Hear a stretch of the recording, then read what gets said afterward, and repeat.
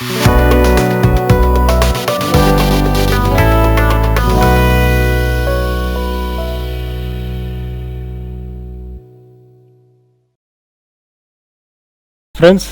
Exam enrolment final last date వచ్చేసి 18/10/2022 అని Andhra university ఇచ్చింది డేటు.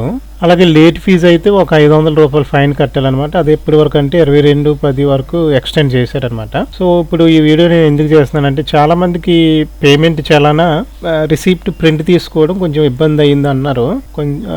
ఒకవేళ ఎవరో కామెంట్లో పెట్టారనమాట. సో అందరికి ఎవరికైనా యూజ్ అవుతుంది అన్న ఉద్దేశంతో చేయడం జరుగుతుంది. సో మీరు పేమెంట్ చేసిన తర్వాత ఒకవేళ రిసీప్ట్ ప్రింట్ తీసుకోకుండా కనుక ఉంటే కనుక దానికి ఆప్షన్ అయితే ఉందండి, ప్రింట్ తీసుకోవచ్చు అనమాట. అది ఎలాగంటే ఇక్కడ రిజిస్ట్రేషన్ నెంబరు ఫుల్గా ఎంటర్ చేసి సేమ్ రిజిస్ట్రేషన్ నెంబరే పాస్వర్డ్ అనమాట. సో ఈ పాస్వర్డ్ దగ్గర ఎంటర్ చేసి ఇక్కడ కనబడుతున్న వెరిఫికేషన్ కోడ్ ఎంటర్ చేసి లాగిన్ అయిపోతే, సో లాగిన్ అవగానే మీకు ఇక్కడ 2 ఆప్షన్స్ కనబడుతున్నాయి అనమాట.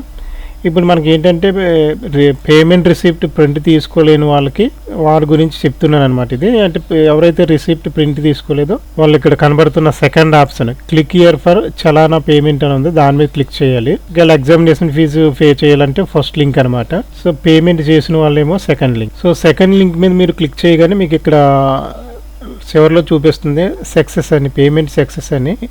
ఇక్కడేమో అమౌంట్ పెయిడ్ అని చూపిస్తుంది. సో సక్సెస్ దగ్గర రీప్రింట్ చలానా అని ఉంది చూడండి, సేమ్ దాని మీద క్లిక్ చేయగానే మీకు ఆటోమేటిక్గా ప్రింట్ తీసుకోవచ్చు అనమాట. సో ఈ విధంగా మీకు ఆప్షన్ వస్తుంది. ఈ ఆప్షన్ వస్తే ఇక్కడ ప్రింట్ అని ఉంది కదండి, ఆ ప్రింట్ మీద క్లిక్ చేయగానే సో ఈ విధంగా మీకు రిసిప్ట్ డిస్ప్లే అవుతుంది.